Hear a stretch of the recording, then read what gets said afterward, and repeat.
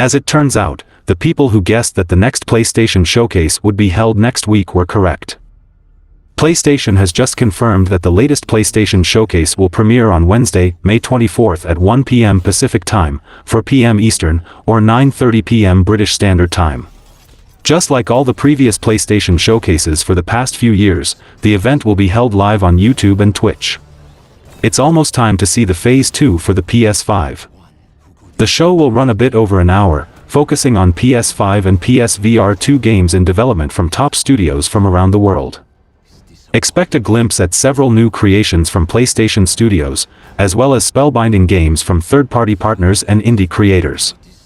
There has been a lot of discussion about what games and hardware will be featured on this newest PlayStation Showcase. Final Fantasy XVI was shown off during the previous PlayStation State of Play livestream back in April, and one last trailer could likely be released before the game launches on June 22nd. A much bigger trailer reveal would be Marvel's Spider-Man 2, as fans have seen next to nothing from Insomniac's latest superhero action title since it was officially revealed during 2021's PlayStation Showcase event, save for a tie-in prequel comic and a few small promotional events. The possibilities are endless when it comes to this showcase.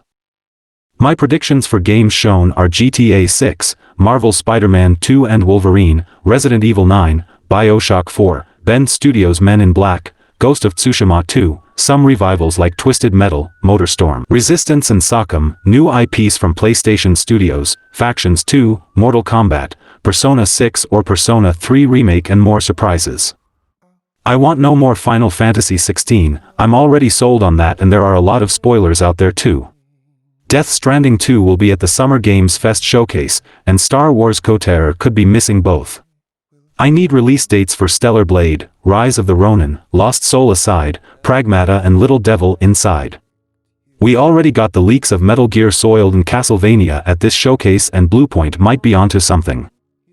Considering PSVR 2, we may get Half-Life Alyx and a Astro Bot Rescue Mission sequel to add to the lineup. This May 24th for the upcoming PlayStation Showcase, which will be the first in a series of jam-packed gaming events being held throughout the summer season, will also be the biggest one of the year. I can't wait, there is no tempering expectations and the hype is through the roof. This showcase will start a series of events, from showcases to highly anticipated releases like Street Fighter 6, Diablo 4 and Final Fantasy 16. This is a packed season. For the first time since 2019, there will be an in-person version of BlizzCon later this year, as Blizzard Entertainment revealed when and where its upcoming convention will be. The news about BlizzCon came months after Blizzard revealed that the 2023 iteration of its video game convention will be held in person, and longtime fans and convention goers may be familiar with when and where the event will take place. A few months back, during an end-of-year update, President of Blizzard Entertainment Mike Ibarra revealed that BlizzCon would return as an in-person convention in 2023, but did not give any additional information at the time. That announcement came following the release of World of Warcraft Dragonflight, the 9th expansion to Blizzard's long-running MMORPG. Following a tumultuous few years, which saw many changes at Blizzard following serious allegations against the company's toxic workplace culture, the timing of BlizzCon's return may be seen as a turning point for the company. According to a new blog post from Blizzard, BlizzCon 2023 will be held on Friday, November 3rd through Saturday, November 4th, at the Anaheim Convention Center in Anaheim, California. The keynote and some panels will be free to watch on Blizzard's Twitch and YouTube channels, and ticket information will be revealed later. The window and location fall in line with when BlizzCon traditionally took place before the COVID-19 pandemic forced Blizzard to cancel its 2020 edition. As a result, Blizzard went with an online version of BlizzCon in 2021, which was seen as a success given the circumstances at the time. Following BlizzCon 2021, which was headlined by the reveal of Diablo 2 Resurrected, BlizzCon's 2022 iteration was slated to be another digital-only event. However, Blizzard pulled the plug on BlizzCon 2022, as the aforementioned allegations against the company came to light. With lawsuits and negative attention fixated on the company, Blizzard withdrew from holding any conventions. Since then, the company's leadership has changed hands, and many employees have chosen to leave the studio in recent times. But, with Microsoft still looking to acquire Activision Blizzard despite its setbacks in the UK, it remains to be seen what impact the acquisition talks will have on this year's BlizzCon, if anything. As for what fans can expect from BlizzCon later this year, there is no shortage of content for Blizzard to tease. Following the cancellation of Overwatch 2's PvE mode, fans can expect at least a new hero or two to be revealed and demonstrated at the show. As for World of Warcraft, the game's 20th anniversary will take place in 2024, so a glimpse into those plans may be revealed as well as Diablo 4 expansions. They could give an update on their new fantasy IP. All in all, Blizzard fans will have plans to make soon. Episode 1 of the Expanse, a Telltale series, is launching on July 27 across PS4, Xbox One, and Xbox Series X and PC as an Epic Games Store exclusive. Telltale first announced the Expanse at the Game Awards in 2021, marking the first brand new project since Telltale Games was reformed in 2018. The original incarnation of Telltale Games closed its doors in 2018, but its assets were purchased by LCG Entertainment. LCG Entertainment revived the Telltale Games brand, re-releasing its older games while starting development on new projects. The Expanse, a Telltale series, is the first finished project from this new version of Telltale Games, so it will definitely be interesting to see if it lives up to expectations come launch. After Episode 1 of the Expanse, a Telltale series, drops on July 27, fans can expect new episodes to release every 2 weeks for a total of 5 episodes. Those excited to play the game can pre-order the Standard and Deluxe editions starting June 1, with pre-orders granting players 24-hour early access to the game. The Deluxe edition will come with unspecified DLC. More information on Telltale's plans for the Expanse DLC will come at a later date. For those unfamiliar with Telltale's take on the Expanse, the game is a prequel to the popular sci-fi series that aired its first 3 seasons on Sci-Fi before finishing its run with an additional 3 seasons through Amazon Prime Video. The Expanse earned a great deal of acclaim during its run and is often singled out as one of the better sci-fi series of the last decade, so the video game has a lot to live up to. The Expanse, a Telltale series, serves as a prequel to TV show, with players taking on the role of Kamina Drummer. Notably, Drummer is portrayed by Kara G in the Expanse video game, with the actress reprising her role from the TV series. While the Expanse, a Telltale series, will retain many elements from previous Telltale games, it will also be a step forward. With Telltale promoting it as having the largest and most immersive exploration of any Telltale game released so far. If the Expanse, a Telltale series, manages to live up to the high bar set by Telltale's previous games, fans will likely be more excited about some of the company's future projects. While the Game of Thrones and Stranger Things projects have been cancelled, Telltale has The Wolf Among Us 2 on the way, with the game expected to arrive at some point in 2024. Telltale fans can whet their appetite by checking out the Expanse, a Telltale series in the meantime. A new The Lord of the Rings MMORPG is currently being developed by the Amazon Games studio behind New World.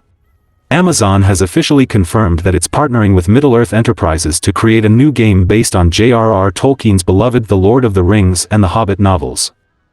Details regarding the MMORPG remain in short supply, but Amazon does make clear that it will go to great efforts to be respectful and authentic to The Lord of the Rings source material. There may be some initial confusion surrounding Amazon's The Lord of the Rings announcement. For one, Amazon has been associated with another The Lord of the Rings MMO for the past several years. That project, first announced in 2019, was cancelled in April 2021 amid complications with developer Leo when it was acquired by Tencent. The new The Lord of the Rings MMO from Amazon also shouldn't be confused with The Lord of the Rings Online, which remains in active development nearly 16 years after launch.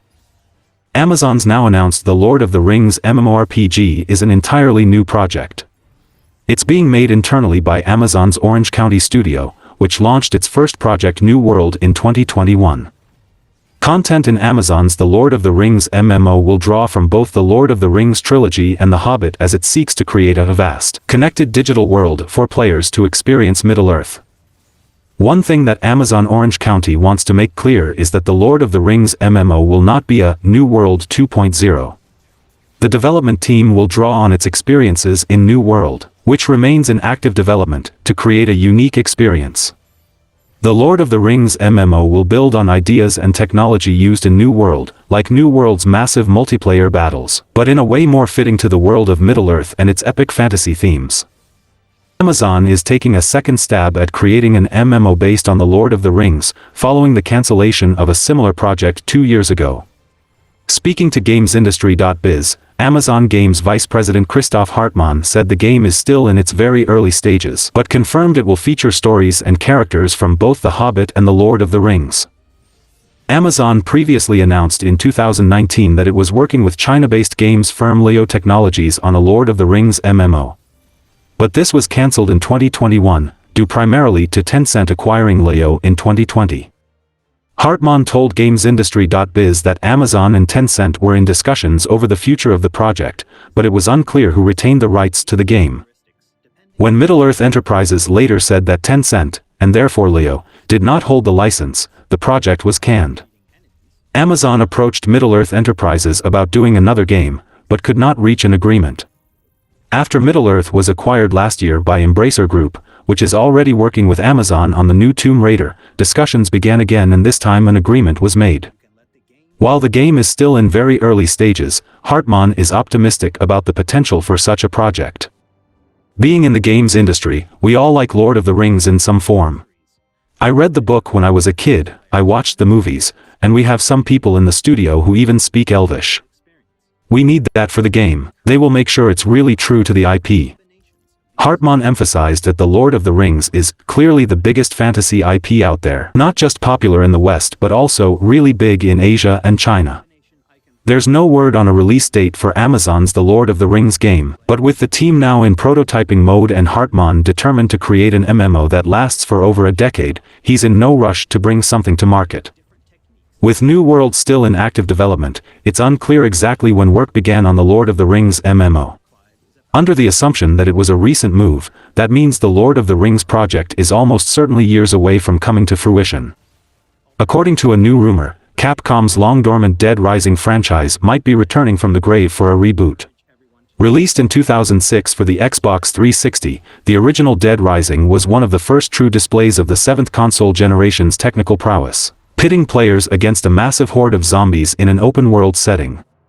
As hard-hitting journalist Frank West, players had to fend off the undead with a wide array of improvised weapons as they raced against the clock to uncover the truth behind a zombie outbreak at the fictional Willamette Parkview Mall. Dead Rising was a breakout success for Capcom and spawned several sequels featuring new settings and protagonists. 2010's Dead Rising 2 shifted the spotlight to motocross racer Chuck Green and implemented a crafting system that allowed players to combine objects to make imaginative new weapons. However, while 2013's Dead Rising 3 continued to have positive reviews from fans, 2016's Dead Rising 4 fell short of Capcom's sales expectations and led to the franchise being shelved for nearly 7 years so far. There were plans for a Dead Rising 5 that ultimately fell through, however.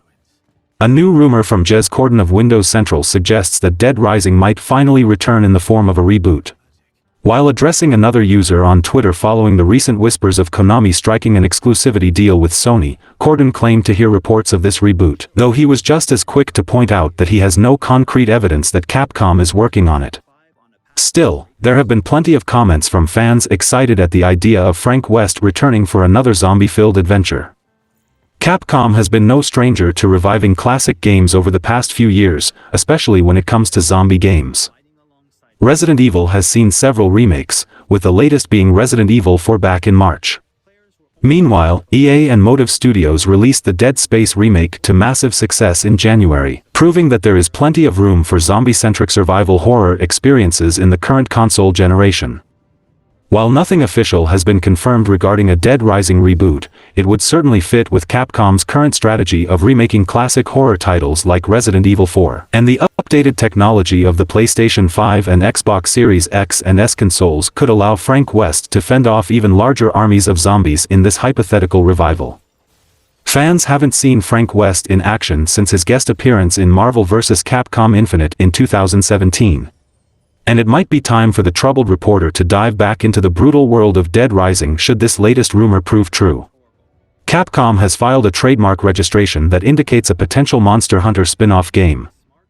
Monster Hunter is one of Capcom's most successful franchises, so it wouldn't be surprising at all if the company was pursuing another spin-off. The most recent title in the series is the massive expansion Monster Hunter Rise Sunbreak, released in 2021 for Monster Hunter Rise. Available for PC and consoles, in this expansion players take on the role of the hunter who saved Camera from calamity. In this new adventure, players brave the distant lands of Elgato, an outpost near a kingdom beset by the elder dragon Malzemo. Sunbreak brings to Monster Hunter Rise players improved gameplay, new combat mechanics, new monsters like the ice wolf Lanagran, and powerful flying wyverns like Cerigios and Astalos. It has been revealed that Capcom quietly filed a trademark for a new Monster Hunter spin-off game in the US, Europe, Australia, and New Zealand. Evidence suggests that the game in question would be very similar to Monster Hunter Puzzles Feline Islands, a Monster Hunter spin-off that released for the PSP and is only available in Japan. Released in 2012, Monster Hunter Puzzles Feline Islands is a block puzzle game where players battle in typical blockbusting action alongside the felines from Monster Hunter. While Capcom has not officially announced the registered game is Monster Hunter Puzzles Feline Islands, Monster Hunter fans have something new to look forward to regardless. This year Capcom and Niantic announced Monster Hunter Now, a new augmented reality game that will be released for Android and iOS devices. Described as a combination of action and communication, Monster Hunter now turns players into Pokémon Geo-style hunters to take on iconic monsters from the franchise like Rat Halos. Monster Hunter is a phenomenon in Japan of incredible proportions. There's even a Monster Hunter-themed cafe. Gamers can play the Monster Hunter titles solo, but it is in the online co-op where Monster Hunter shines. Over the years the Monster Hunter franchise has gone from Japanese phenomenon to international success, bringing to players around the world hunters' adventures in magical lands inhabited by powerful monsters. Because of this success, it would not be surprising if Capcom plans to bring another Japanese-exclusive Monster Hunter game to the international audience or perhaps a new version of the spin-off game. Gamefreak, the developer of many of the Pokémon titles, is working on a samurai game. The studio will be working together with Private Division, the video game publisher behind The Outer Worlds and Hades. Michael Warrose, head of Private Division, said the publisher is honored to work with Gamefreak as its first Western collaborator. Originally, Gamefreak started out as a video game magazine in the 1980s. In 1989, the video game company with the same name was born. Throughout its history, Gamefreak worked closely with Nintendo, creating games like Yoshi, Mario and Wario, and the Pokémon series. While Gamefreak started out with a wider variety of titles, its more recent history was dominated by Pokémon. In 2019, then-director Masayuki Anu said the developer increasingly prioritizes original titles in the hopes to grow the experience of its staff. Since then, Gamefreak produced 3 original games, Giga Wrecker, Little Town Hero, and Pocket Card Jockey Ride On. The developer's brand new game is currently titled Project Bloom. It's going to be an action-adventure game, and according to Kota Furushima, director of Gamefreak, it's going to be very different compared to what fans have been used to with the Pokémon series. Furushima said they're very excited about being able to create a new IP that is very different in tone from the previous titles.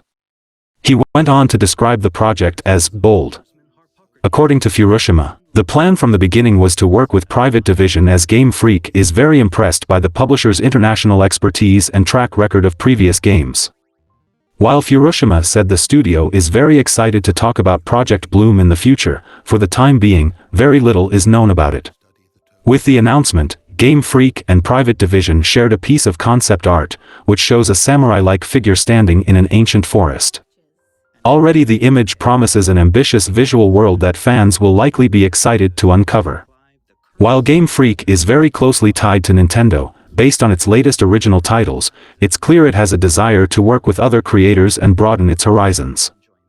At the moment, there is no information on what platforms Project Bloom will be available on.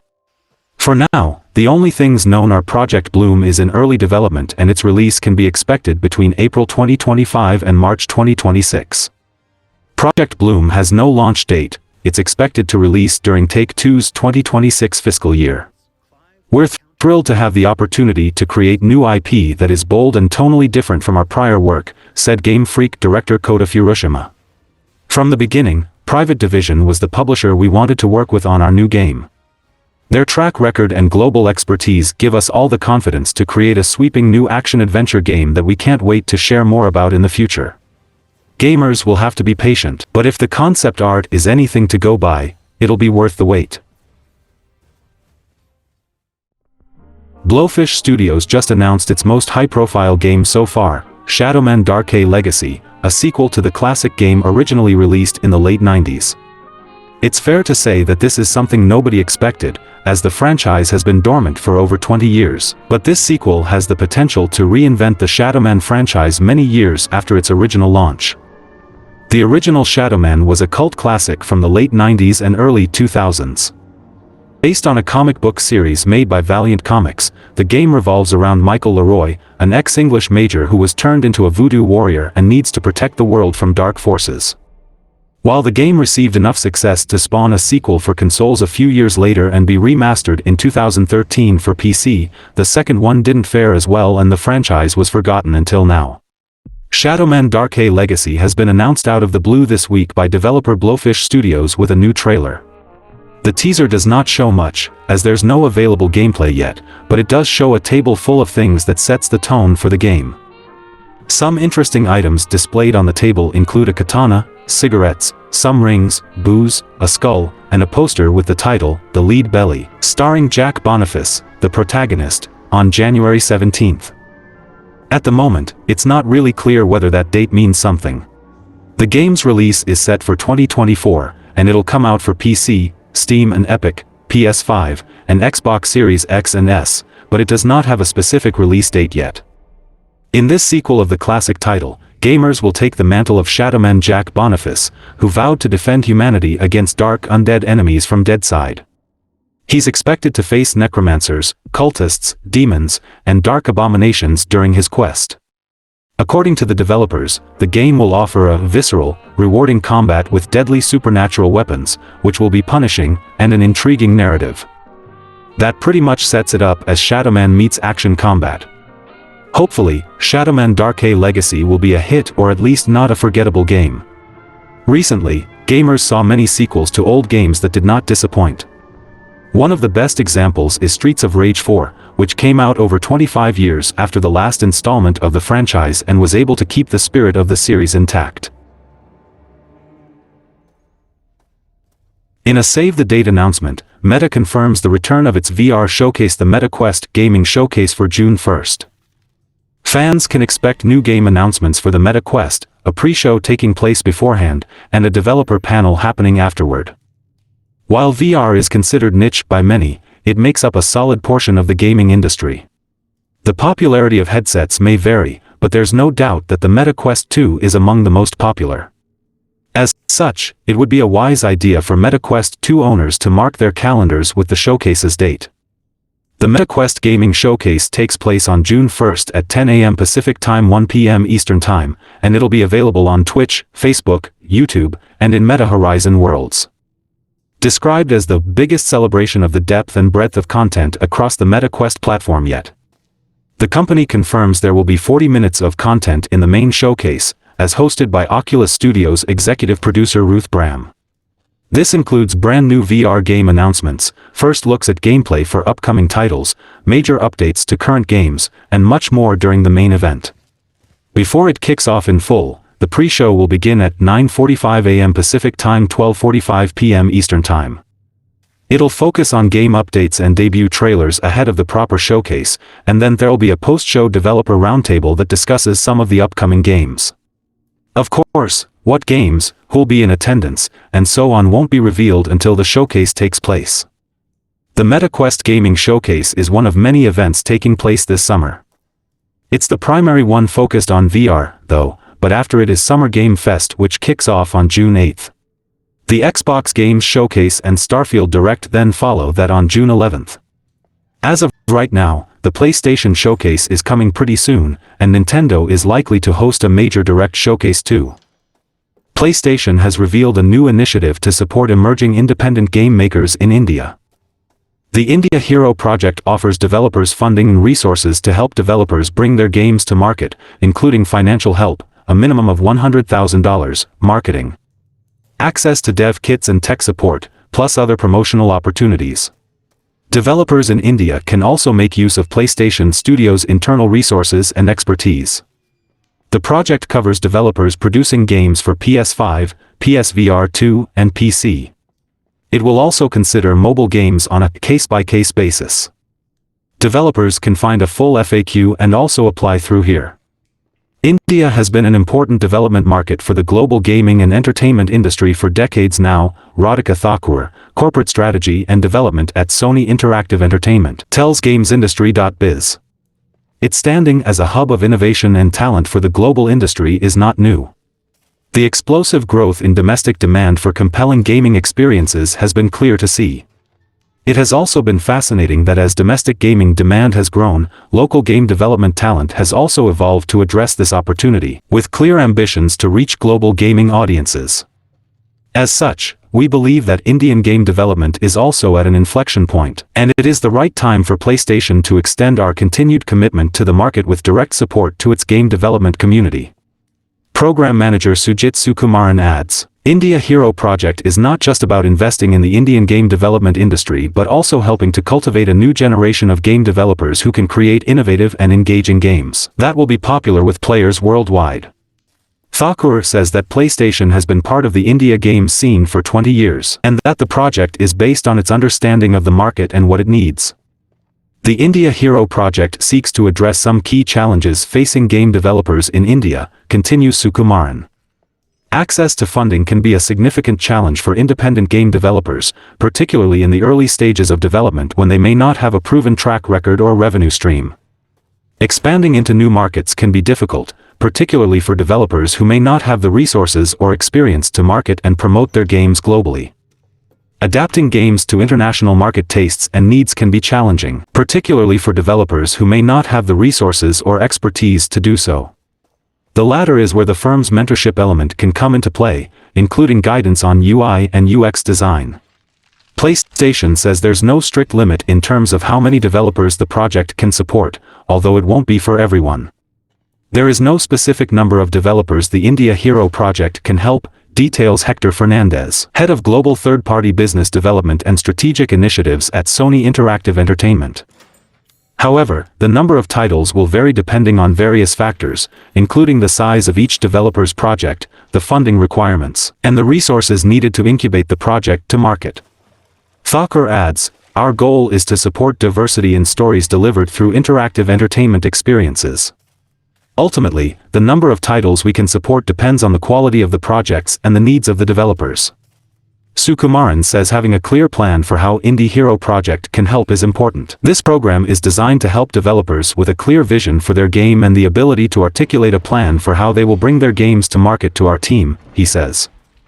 Although funding and publishing opportunities might be the most attractive elements of the initiative, not all participating developers will be eligible for that.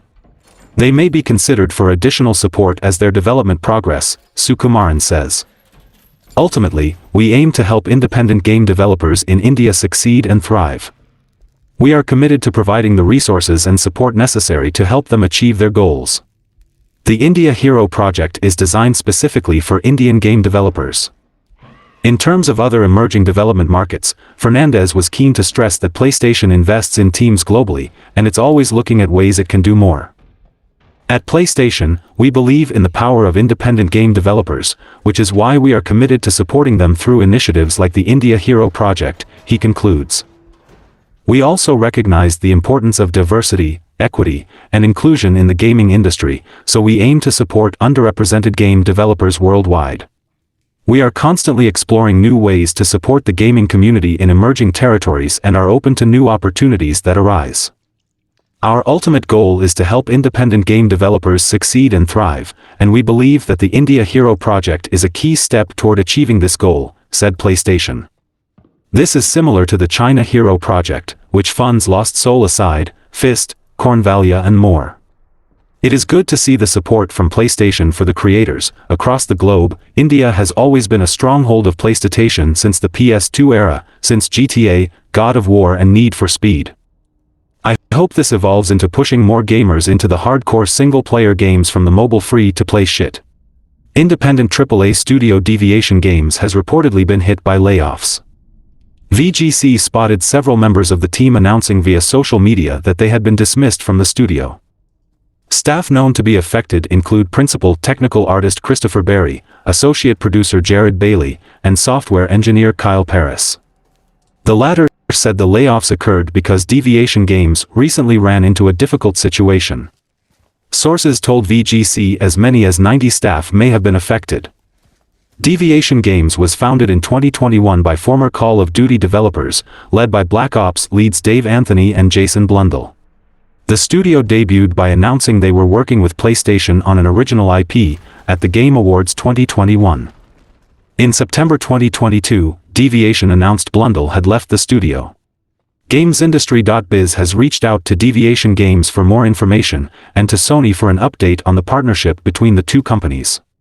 The project's initial budget was reportedly $50 million, and with these layoffs it is in the verge of cancellation or a reboot. The studio may get shut down after this too. Herman Hulst went there and was like, "This ain't it, and it may haven't met their standards." PlayStation acquired Haven and Firewalk Studios after their partnership. "I thought Deviation Games might be next, but I think this project didn't impress them, opposite to the previous two." The whole picture is not out yet, as PlayStation didn't comment on this. Games cancellations happen all the time, but only quite a few gets to the public ears. Sucker Punch canceled the Prophecy game to move on to Ghost of Tsushima, so similar might happen here, or the studio might be entirely scrapped like Pixel Opus. Speaking of layoffs, CD Projekt has confirmed a round of layoffs at the Molasses Flood. The news was first shared on Twitter on May 12 by employees who had been made redundant, with CDP now confirming the information to PC Gamer. Because the project changed, so has the composition of the team that's working on it, mainly on the Molasses Flood side, a spokesperson said. The concrete number of employees we parted ways with is 21 team members in the US and 8 in Poland, working on the project outside of the US. This represents roughly half of the Molasses Flood's workforce, as PC Gamer indicated that the team was around 60 people when it started working on Project Sirius last year. CD Projekt acquired the studio for an undisclosed sum in October 2021. This followed the announcement of a wealth of new projects at CDP, including Project Sirius, which was meant to be the Molasses Flood's take on the Witcher franchise. Earlier this year, CD Projekt Red financially wrote off the development costs spent on Project Sirius, which represented over $7 million, and reset the project. CD Projekt Red has recently revealed that it has found a new direction for Project Sirius, one of the new Witcher games currently planned by the company. This is excellent news for the Witcher fans, as they may no longer fear that CD Projekt Red could end up canceling this title. At the beginning of 2023, CD Projekt Red announced a few Witcher games for the near future, including a project for a new trilogy codenamed Polaris, likely starting with The Witcher 4, a Witcher 1 remake, and Project Sirius, which would offer a multiplayer experience. From these games, Project Sirius was the one facing the hardest time. Back in March, it was announced that the studio would take it in a different direction that would be more aligned with the company, as Project Sirius was having its scope reevaluated, which led some gamers to fear that the whole project would be canned. Now, a new official statement from CD Projekt Red states that Project Sirius has finally been given a new framework. The game, which is still going to be developed by a third party, the Boston-based The Molasses Flood Studio, is changing directions, but will keep being developed, which is excellent news for fans of one of the best offline RPGs ever. The statement also touched on some financial data, explaining the project cost around 33.4 million zloty, $8 million, in 2022, and that 2.7 million zloty would be written off as part of the development costs for the first quarter of 2023. That does not say much about what Project Sirius will actually be, though. For instance, it's still unclear whether the game will retain its multiplayer elements or not, as the decision was not officially shared by the developers. Some time ago, rumors that Project Sirius would have a Japan-inspired setting surfaced. According to them, the game would be an open-world or semi-open-world title inspired by the Witcher Ronin manga, visiting Eastern-inspired locations, which would be a huge change of pace. Witcher 3 is a very popular game in Japan with over 1 million units sold there, so it makes sense. These new Witcher projects will be a whole new challenge for CD Projekt Red. The first trilogy took almost a decade to be developed, and gamers have high hopes for these new titles. However, this new Witcher saga may struggle to forge its destiny, as it will need to simultaneously find new paths to explore and still be faithful to what fans are expecting after a good and popular trilogy. Itching to see just what the upcoming Resident Evil Dead Island is all about? Rather than waiting until July, or watching the trailer ad nauseum, Capcom will kick off a serial manga adaptation of Death Island this Friday. Per the official Biohazard Death Island Twitter account, the first volume of the manga will arrive on May 19th on Comic-Who. Details are still being kept under wraps at the moment, seeing as the film is, out in 2 months, but you can check out some of the awesome art below that's already been released. The sequel to 2017's Resident Evil Vendetta, Death Island features a completely original story and features characters from across the series. Hiroyuki Kobayashi, Resident Evil 4 producer, served as supervisor for the project. Sony Pictures Entertainment will be distributing the film worldwide, excluding Japan. Directed by Eiichiro Hasumi, Assassination Classroom, from a screenplay by Makoto Fukami, Psycho Pass, Resident Evil Death Island is a sequel to Resident Evil Vendetta. DSO agent Leon S. Kennedy is on a mission to rescue Dr. Antonio Taylor after he was kidnapped. However, a mysterious woman blocks his initial pursuit. Meanwhile, BSAA agent Chris Redfield is investigating a zombie outbreak in San Francisco, where the cause of the infection cannot be identified. The only thing the victims have in common is that they all visited Alcatraz Island recently. Following that clue, Chris and his team head to the island, where a new horror awaits them. Resident Evil Death Island is slated for release in Japan on July 7th. It's still not confirmed what the worldwide release date will be. I saw the Twisted Metal teaser and the Gran Turismo movie trailer, and I'm interested to watch them, alongside the Resident Evil movie. During April, U.S. consumer spending on games reached $4.1 billion, a 5% decline year-on-year, according to the latest Circana data. Software hit $3.6 billion during the month, as the segment was down 6% compared to last year's performance. Consumer spending for the month on hardware was up 7% year-on-year as it amassed $367 million. Sony's PlayStation 5 was the best-selling platform for dollar sales. Meanwhile, the Nintendo Switch led hardware in units sold. Year-to-date hardware spending is now 18% higher when compared to the same period in 2022, at $1.8 billion. PlayStation 5 leads the 2023 hardware market year-to-date across both units and dollars. Accessory spending was flat year-over-year, totaling $158 million during April. The PlayStation 5 DualSense Edge wireless controller Black was the top-selling peripheral for the month. EA's Star Wars Jedi Survivor debuted as April's best-selling game, whereas Playin's Dead Island 2 premiered in second, and Sony's MLB The Show 23 was the third best-selling for the month. April also saw 5 new releases making up the US's top 20 selling titles, including 3 remakes/compilations. Among the new releases was Capcom's Mega Man Battle Network Legacy Collection debuting as the 8th best-selling title. Meanwhile, Square Enix's Final Fantasy 1-6 bundle premiered as the 14th bestseller, and Nintendo's Advance Wars 1+2 Reboot Camp followed as the 15th. God of War Ragnarok fell out of the top 20, with only The Last of Us Part 1 being on the top 20 for the month for a PlayStation IP.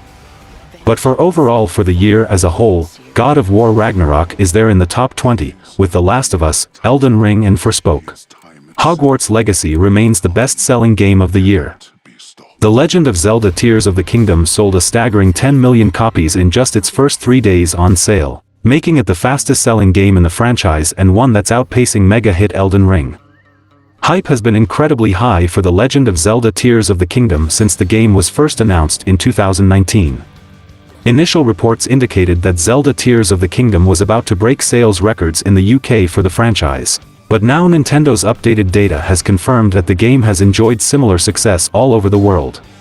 With a whopping 10 million copies sold in its first 3 days, Zelda Tears of the Kingdom is the fast-selling game in series history, which is saying something when one considers that it is Nintendo's first $70 game. This tied it with the latest Pokémon for the fastest-selling Nintendo game of all time. For comparison, fellow open-world game Elden Ring sold 12 million units in 3 weeks, meaning Tears of the Kingdom is seriously outpacing From Software's Epic. This is made even more impressive when one considers that Tears of the Kingdom is only available on the Nintendo Switch while Elden Ring launched for PC, PS4, PS5, Xbox One, and Xbox Series X. Nintendo is going to want to keep the Zelda franchise's momentum going strong, and so it's no surprise that future installments will likely stick to the open-world format. It was recently suggested that Tears of the Kingdom sequel will be an open-world game as well, but further details on what it may entail will have to wait.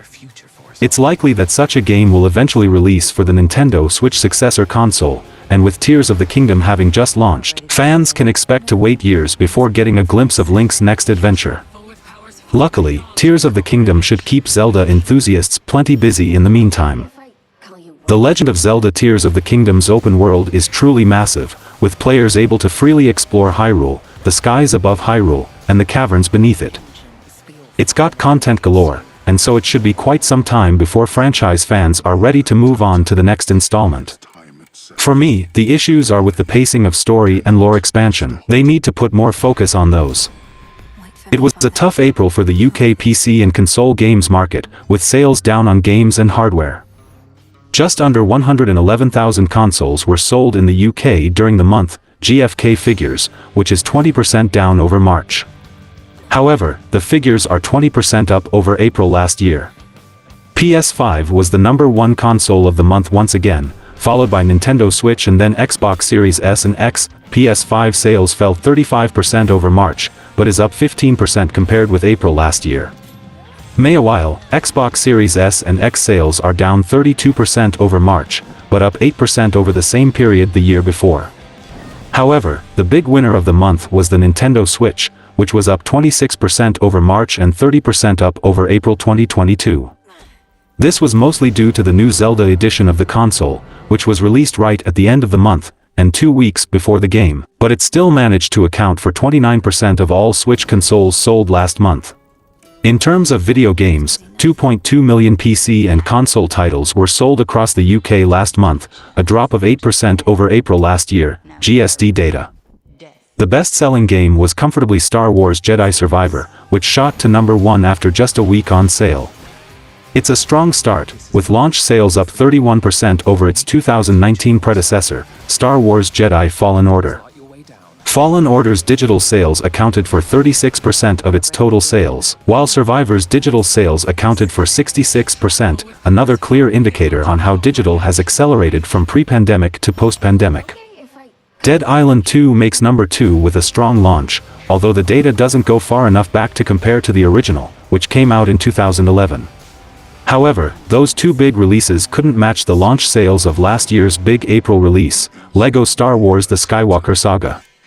Finally, just under 487,000 accessories and add-on products were sold in the UK last month, GfK data, which is down 21% over March and 6% down over April 2022.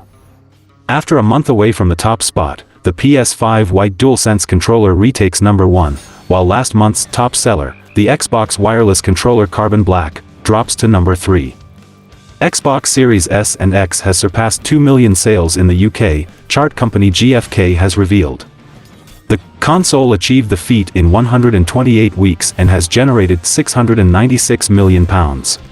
It is the 8th fastest home console to reach this number, GfK says. It is one place ahead of Nintendo Switch, which reached 2 million sales in 140 weeks. In terms of other Xbox consoles, Xbox One remains the fastest-selling Microsoft machine, hitting 2 million sales after 104 weeks. The Xbox 360 took 110 weeks to reach 2 million sales, while the original Xbox took 162 weeks. The fastest-selling home console in UK history is Nintendo Wii, which reached 2 million sales after just 57 weeks, 3 weeks faster than PlayStation 2. However, by the end of that generation, Xbox 360 ended up outselling Wii. PlayStation 5 reached 2 million sales in October last year, becoming the 4th fastest-selling home console in history. Xbox is lacking behind the Xbox One generation in a very bad state. The Super Mario Bros. Movie has generated over $1 billion at the global box office. As reported by Variety, the Nintendo and Illumination motion picture is the first film of 2023 to hit the figure. It crosses the $1 billion mark after nearly a month in theaters. The revenue split was estimated to be $487.5 million for North America and $533 million internationally. The big screen adaptation joined Spider-Man No Way Home, Top Gun Maverick, Jurassic World Dominion, and Avatar: The Way of Water as another billion-dollar generator since the start of the COVID-19 pandemic. The Super Mario Bros. Movie is also the highest-grossing video game film adaptation, surpassing Sonic the Hedgehog 2. Take-Two Interactive reported its financial results for the fourth quarter and full year ended March 31st, with the company continuing to show significant top-line growth driven by the Zynga acquisition, but continued losses. Net revenue is up 53% to $5.35 billion for the year and predicts flat to up 2% for the upcoming one. The biggest drivers for the fourth quarter were a string of familiar faces led by NBA 2K23, Grand Theft Auto Online / Grand Theft Auto 5, with help from hyper-casual games, Empires & Puzzles, Toon Blast, Red Dead Redemption 2 / Red Dead Online, WWE 2K23, Merge Dragons, and Words with Friends. As for sales updates, Grand Theft Auto 5 has now shipped 180 million units worldwide, while Red Dead Redemption 2 is up to 53 million units. NBA 2K23 has also hit 11 million units to date, a new record for the franchise at this point in the game's lifespan, boasting its highest ever virtual currency sales as well. While those games' performances helped push the company's Q4 net bookings above its forecast range of $1.31 billion to $1.36 billion, they could not keep Take-Two from similarly posting larger-than-expected losses. Take-Two had forecast Q4 net losses of up to $214 million, but Blue will pass that with a reported net loss of $610 million. The company attributed the deeper-than-expected losses to impairment charges of $465.3 million for acquisition-related intangible assets and $54.2 million in capitalized software development costs for unreleased and cancelled titles. While the company forecast net losses for the current fiscal year as well, it gave investors something to look forward to, saying net bookings in fiscal 2025 would spike to $8 billion, with additional growth coming in fiscal 2026. In a pre-briefing call with Take-Two CEO Strauss Zelnick, if that $8 billion target is achievable without the release of a major new Grand Theft Auto title.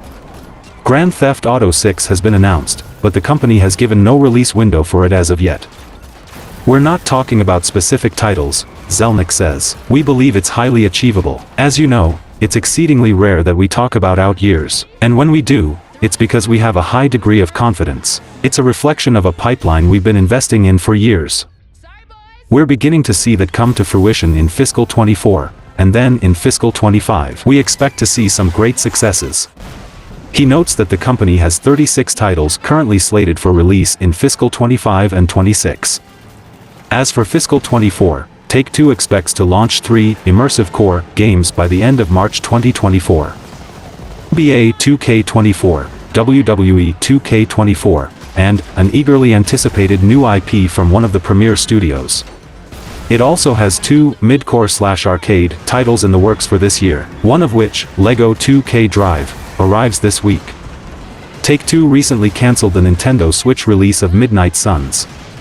Given growing speculation that Nintendo is readying a successor system for next year, we ask Zelnick if Take-Two plans to continue supporting the Switch beyond this year, when it already has LEGO 2K Drive and Zynga's Star Wars Hunters still on the release slate.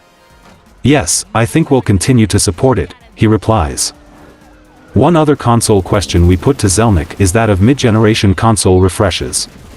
It was about this point in the last console cycle that Microsoft first announced what would be the Xbox One X, and Sony soon followed with the PlayStation 4 Pro. We ask if we should expect to see such iterative hardware this time around, and whether or how they impacted Take-Two's business in the previous generation. We probably will, Zelnick says, and they did not affect the business very much.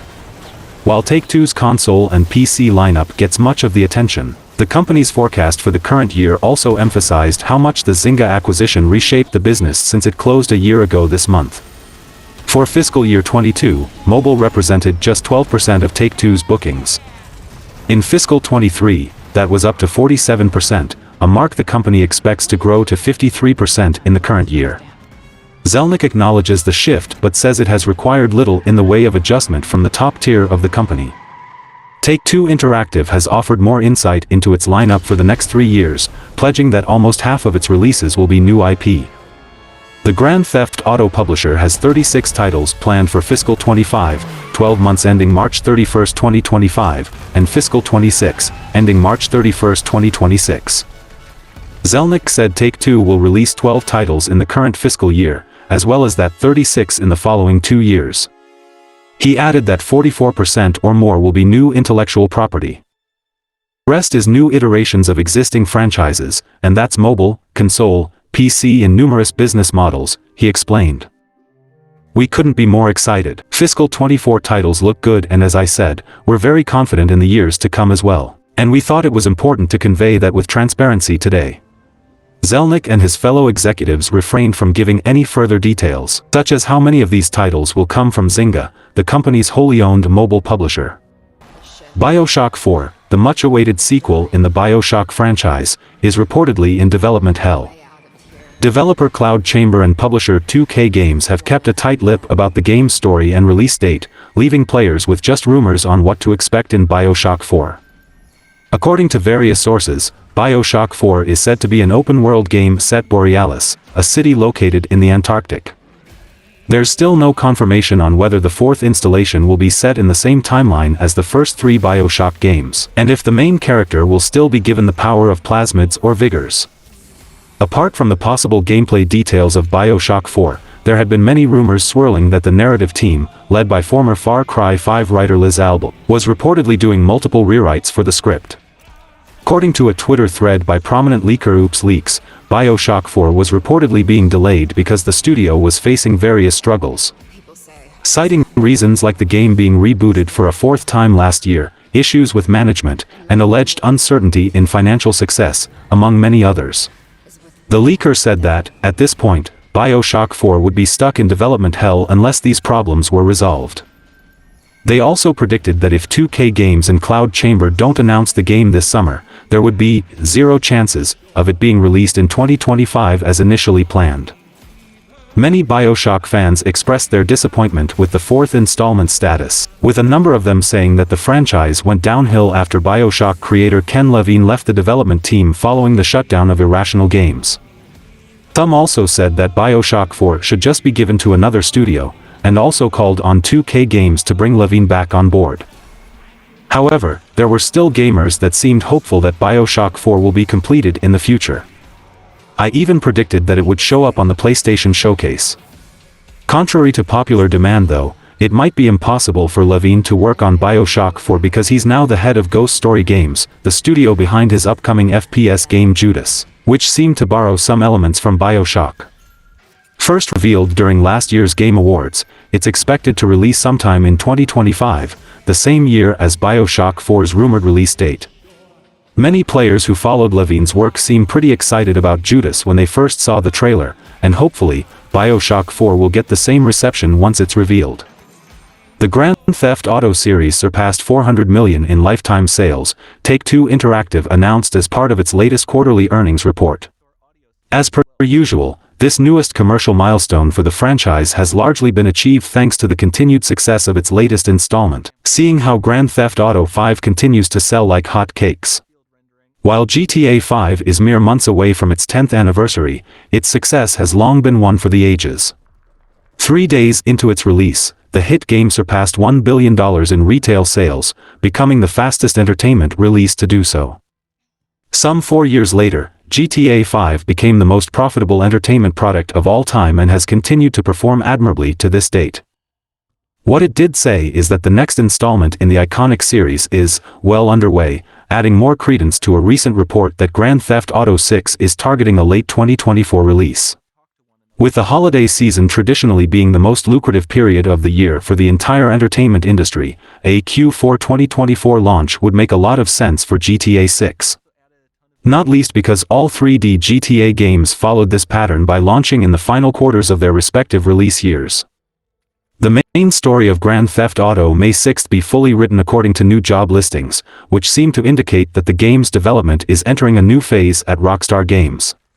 Following the release of Red Dead Redemption 2, Rockstar Games shifted a majority of its resources into Grand Theft Auto 6 while supporting the ever-popular Grand Theft Auto Online.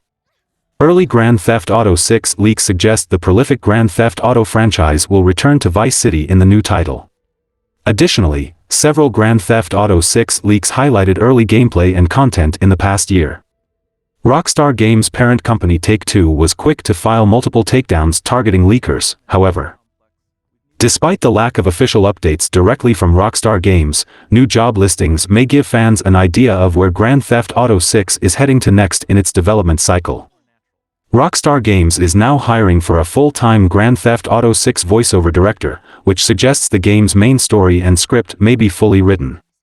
The new job listing requires the hire to start work immediately at the Rockstar Games New York studio, implying that voice recording for Grand Theft Auto 6 is starting soon. The voiceover director will direct talent for the project, collaborate with writing and design departments, and reinforce the game's dialogue structure for the final release. Further, Rockstar Games' new hire will work with other directors to secure voiceover talent for the certain roles in the game as well. Rockstar Games posted a new job listing for a scan capture specialist alongside the voiceover director job listing. The scan capture specialist would facilitate an extensive process for capturing face and body data from talent for Grand Theft Auto 6. Face and body scans are conducted at the same time as voice recording, meaning that Grand Theft Auto May 6 be far into development with a complete main story and finalized script. Grand Theft Auto 5 underwent a very similar process before its initial release in 2013. These new job listings are a promising sign for development of Grand Theft Auto 6 going forward in 2023. The new game may be closer than fans had originally envisioned, and Rockstar Games will most likely share an update on Grand Theft Auto 6 development with its community when the time is right, maybe in the upcoming PlayStation Showcase. For now, Grand Theft Auto fans may bide their time by playing Grand Theft Auto Online with friends and other players in the community. Grand Theft Auto Online receives new events and updates throughout the year, so fans can expect more new content while waiting for an update on Grand Theft Auto 6. Eventually, Rockstar or Take-Two will have to make some sort of announcement about the whereabouts of the sixth installment. With GTA 5 being as successful as it is, even 10 years after releasing, it's understandable that so many want to know when the next entry will come out, especially after all these leaks and rumors. Square Enix released its financial report for the year ended March 31st, and the firm's revenues saw a 6% dip as it finished with about $2.5 billion in net sales. Net sales was 343 billion yen, $2.54 billion, down 6% year-on-year, and profit was 49.3 billion yen, $364 million, down 3% year-on-year. The HD Games subsection generated 78.5 billion yen, $580 million, in net sales, a decrease of 10% compared to last year. Square Enix's HD games for the year included Forspoken, Octopath Traveler 2, and Crisis Core Final Fantasy VII Reunion. The big titles in the previous year were Outriders, Nier Replicant, and Marvel's Guardians of the Galaxy. Additionally, the publisher revealed that it sold 22.44 million copies of downloaded and packaged games during the 12 months. Downloaded games accounted for 15.85 million units, whereas physical titles sold 6.59 million units. Mobile and PC browser games amassed 113.6 billion yen, $840 million, a decrease of 13% year-over-year. Square Enix highlighted a slate of 18 major titles for the segment, 2 of which were launched during the fiscal year.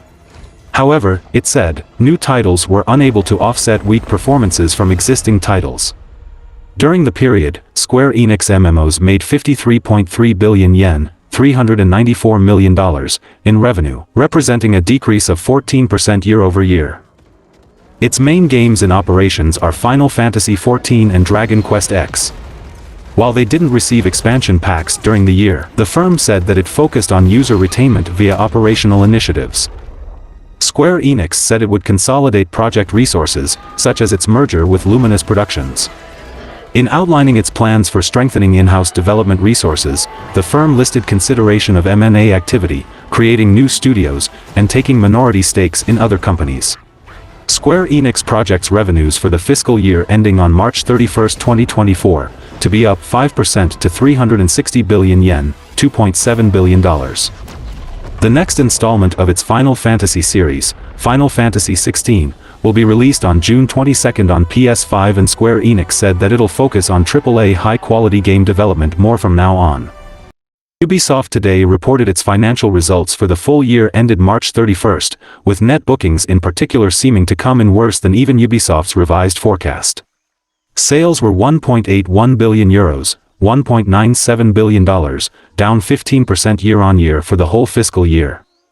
Ubisoft had warned investors in January that things hadn't been going to plan, as it turned its expectations for a full-year net bookings growth of 10% into a net bookings decline of more than 10%, amidst disappointing holiday sales, the cancellation of 3 games, and the start of a 2-year cost-cutting plan. Technically, the 18% decline it reported is more than 10%, but the gap between the two figures was big enough difference to raise some eyebrows. When asked in a post-earnings conference call if the difference between the 10% bookings decline guidance and the 18% actual decline meant that fourth quarter bookings had disappointed, or if Ubisoft knew it would be reporting the 18% drop back in January, Ubisoft CEO Yves Guillemot simply reiterated that net bookings were in line with guidance. The company's fourth quarter release slate consisted primarily of Anno 1800 for consoles, Oddballers, The Settlers' New Allies on various platforms, seasonal updates for its catalog of live service titles, and the first DLC for Mario plus Rabbids Sparks of Hope. While this past year was challenging for the industry and for Ubisoft, it was pivotal for the company as we reinforced our strategic focus on our biggest opportunities, initiated a meaningful cost reduction plan, and provided additional development time for our strong pipeline of content, Guillemot said in prepared remarks. As part of our progressive reallocation of resources, we notably plan to increase the number of talents working on the Assassin's Creed brand by 40% over the coming years. Ubisoft said the Assassin's Creed franchise beat its record for active users this year, and 2020's Valhalla has now amassed lifetime net bookings 82% higher than Origins and 61% higher than Odyssey. Other bright spots included Rainbow Six Siege seeing playtime in the fourth quarter up 30% year-over-year, while The Division great net bookings 36% for the full year. As for its cost-cutting efforts, Ubisoft said it has lowered employee headcount from 20,700 last September to fewer thanks to targeted restructurings, like the closure of 5 European business offices, tight control on recruitments, and the layoffs to customer service operations in North Carolina and Newcastle. The current quarter's release slate offers little obvious help to return sales to positive territory, with the usual seasonal live service offerings bolstered by the multi-platform Trackmania Next, Rocksmith Plus 4 Mobile, and Mighty Quest Rogue Palace for Netflix games. Ubisoft forecast net bookings of €240 million, $261 million, for the first quarter, which would represent an 18% year-over-year decline. For the full year, the publisher is projecting strong growth in net bookings with a lineup of releases including Assassin's Creed Mirage, Avatar Frontiers of Pandora, Skull and Bones, The Crew Motorfest, X-Defiant, Rainbow Six Mobile, The Division Resurgence, and another large game. The report also revealed that Ubisoft is planning to expand the size of its teams working on the Assassin's Creed franchise by 40% over the next 12 months. The potential release date and other vital details of Ubisoft's upcoming Assassin's Creed Mirage have possibly leaked online. Assassin's Creed Mirage has been rumored to have experienced a recent internal delay, as it seems production on the title may have hit some speed bumps. Ubisoft is aiming for an October 12 Mirage release date but states that it could be pushed to November. This is very much in line with the franchise's history, as pretty much all major Assassin's Creed titles have released in either October or November. The leak goes on to explain how Assassin's Creed Mirage is dramatically smaller in size and scope than some of the latest major titles in the franchise. The map will feature the city of Baghdad and some surrounding areas, and the skill tree will offer players around 15 skills and abilities. Additionally, there will only be 4 main assassination targets. For perspective, the original Assassin's Creed back in 2007 featured 9. Speaking of, fans of the earlier games will be pleased to learn that Mirage is rumored to be focusing on classic Assassin's Creed stealth mechanics like eavesdropping and tailing targets. Taking fans' feedback into account even further, the leak says that sequences and cutscenes set in the modern day will be limited as well. Nevertheless, fans won't have to wait long to see if these rumors are true, as it's very likely that Assassin's Creed Mirage will be present at next month's Ubisoft Forward on June 12. Ubisoft has at least 8 major games on deck to release within the next year, including a new Assassin's Creed game. These 8 titles will apparently be Assassin's Creed Mirage, Avatar: Frontiers of Pandora, Rainbow Six Mobile, and The Division Resurgence, Skull and Bones, The Crew Motorfest, Deviation, and one more as of yet unannounced AAA game. Granted, a few of those titles such as Rainbow Six Mobile do not inspire an immense sense of fresh hope for the company's status. However, things like a proper AAA video game adaptation of James Cameron's Avatar universe and the title that is yet to be announced are fairly exciting prospects, and may be just what Ubisoft needs to pull itself out of this current slump. Fans of titles such as The Division and The Crew will also be pleased to hear that new entries in those respective franchises could be launching within the next year. And if they are indeed due to drop within the next year, then there is also a good chance that trailers for these games may even be seen at the Ubisoft Forward event on June 12. Out of all of the games within that list, Assassin's Creed Mirage could potentially be released soonest, given that games in that franchise are usually released on a near-yearly basis. It has already been revealed that Mirage is intending on taking the Assassin's Creed franchise back to its roots. Saudi Arabia's public investment fund has increased its stake in Electronic Arts. According to Seeking Alpha, a new filing published yesterday for the 3 months ended March 31, 2023 shows the fund purchased more shares in the FIFA publisher during Q4 2022. Prior to Q4, the PIF held 16.01 million shares in EA, but as of the end of Q1 2023, it holds 24.81 million, an increase of 55%. Given EA's reported outstanding shares of over 274 million, that would put the PIF's ownership stake in the company at about 9%. Electronic Arts is one of many major US-based games publishers the PIF has invested in, including Activision Blizzard and Take-Two Interactive. The organization has also been investing heavily in Asian games firms, including taking stakes in Capcom, Nexon, and Nintendo. Earlier this year, the PIF increased its stake in the latter to 8.26%. The PIF subsidiary Savvy Games Group also bought a $1 billion stake in Embracer Group last year, while the Crown Prince of Saudi Arabia's electronic gaming development company owns 96% of SNK. The increased investments from Saudi Arabia have really gotten eyebrows raising. Sony has updated the premium tier of its PlayStation Plus subscription service to include 22 new games. The premium tier of PlayStation Plus gives subscribers access to everything that comes with the PS Plus Essential and Extra tiers, meaning subscribers get access to monthly free games they can keep indefinitely as well as hundreds of games that are available on a rotating basis.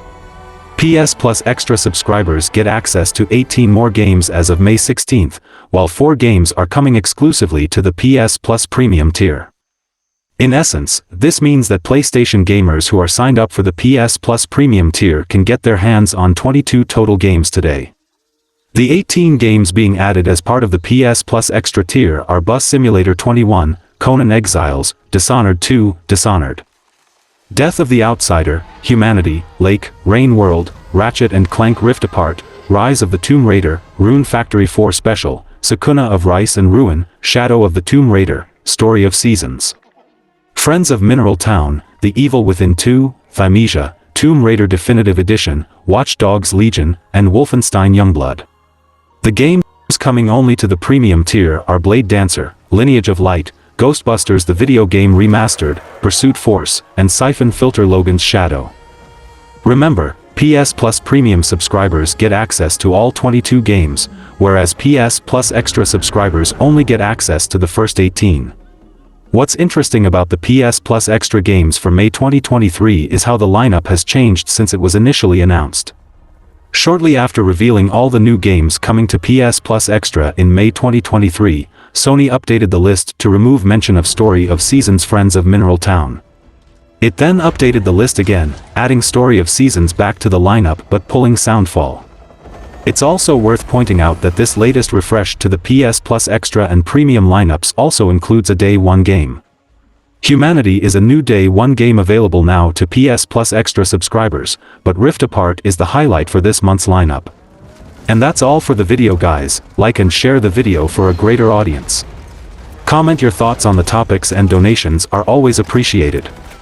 Subscribe to the channel and click the bell icon, and until then from SMPV, it's goodbye.